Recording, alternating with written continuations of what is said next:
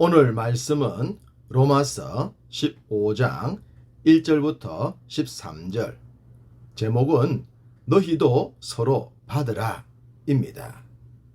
믿음 생활의 중요한 요점 가운데 하나는 공동체라는 겁니다. 우리가 알고 있는 최우선의 공동체는 교회라고 하겠습니다. 교회는 신앙인들을 하나로 묶는 시스템이라고도 할 수 있습니다. 바울은 에베소서를 통해 교회의 특징에 대한 다양한 말씀들을 전하고 있습니다. 우리가 잘 알고 있듯이 교회는 주의 몸을 상징하지 않습니까? 그 몸의 가장 중요한 머리가 그리스도이시죠. 그리고 성도들은 몸의 각 지체처럼 다양성을 지니고 있습니다. 에베소서 1장 22절과 23절, 또 만물을 그의 발 아래에 복종하게 하시고 그를 만물 위에 교회의 머리로 삼으셨느니라.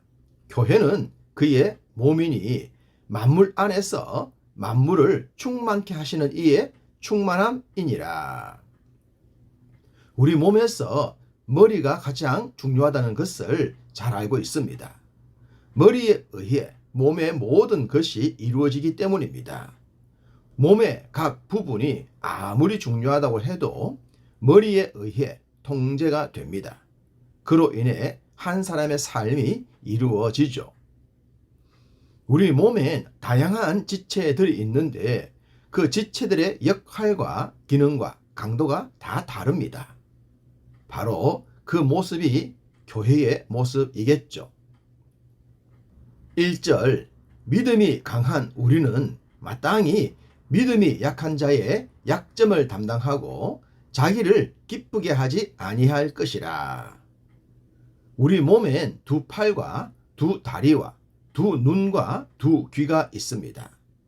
동일하게 생겼지만 그 기능에선 차이가 있겠죠. 두 눈도 시력의 차이가 있고 귀도 청력의 차이가 있습니다. 팔과 발도 힘의 강도의 차이가 있죠. 강한 것이 좋다는 관점에서 보면 강한 팔이 좋겠지만 그렇다고 그 팔만 사용할 순 없지 않겠습니까? 보조하는 약한 팔도 반드시 필요합니다. 바로 그런 관점에서 교회의 지체들을 대해야 한다는 겁니다. 우리는 앞선 본문들에서 약한 자들을 받아야 한다는 말씀을 보았고 지체들 간에 비판을 하거나 해를 가하는 행동을 하지 않아야 한다는 말씀도 들었습니다. 그렇기 때문에 약자들을 향한 말씀엔 조금도 이상할 것이 없으리라 사료됩니다. 강한 자는 약한 자의 약점을 담당하라고 하십니다. 심성에 문제가 있는 사람들은 약한 자의 약점을 악용하는 경우가 많죠. 세상은 특히 그러합니다. 학폭이나 범죄에 가담한 자들은 대부분 이와 같은 상황에 해당함을 알 수 있습니다. 그러나 하나님은 세상과 정반대의 말씀을 하십니다. 세상과 다른 가르침이 사람들을 변화시키기란 쉽지가 않겠지만 믿는 우리들이 말씀의 순종함을 통해 세상을 조금씩이라도 바꾸어 가야 합니다. 우리 주님은 전지전능하십니다. 그렇지만 섬기는 자로 오셨고 죄인들과 약자들의 친구가 되어 주셨습니다. 당시 종교 지도자들은 그런 주님의 모습을 이해하지 못했죠. 그래서 왜 죄인들과 함께 하느냐고 물을 정도였습니다. 겉으로 볼 때에는 사람들은 자신들이 강하다고 생각합니다. 자신이 강하다고 믿어질 정도로 괜찮은 것들을 갖추었을 때에는 더욱 그리하죠. 그렇지만 인생은 너무나도 연약한 존재라는 사실입니다. 로마라는 제국의 힘을 등에 입었던 헤롯 왕도 말씀 한마디에 초라한 자가 되었기 때문입니다. 사도행전 12장 23절, 헤롯이 영광을 하나님께로 돌리지 아니하므로 주의 사자가 곧 친히 벌레에게 먹혀 죽으니라. 이게 인생의 본질입니다. 이러하기 때문에 자신의 강함에 미혹되지 말고 강한 것이 있다면 약자들을 돕는 일에 집중해야 합니다. 그럴 때 인생은 더욱 빛나는 삶을 살게 되고 사람들에게 인정과 사랑을 받게 됩니다. 2절, 우리 각 사람이 이웃을 기쁘게 하되 선을 이루고 덕을 세우도록 할지니라. 여기서 이웃을 약점을 가진 약자라고 생각해 봅시다. 만약 힘을 가진 자들이 약자들을 기쁘게 하는 삶을 산다면 세상은 정말로 살맛이 나지 않겠습니까? 약자를 악용하지 않고 선과 덕으로 대한다면 눈물을 흘리거나 스스로 삶을 포기하는 자들의 수는 많이 줄어들 것입니다. 그럼 왜 우리가 이런 삶을 살아야 합니까?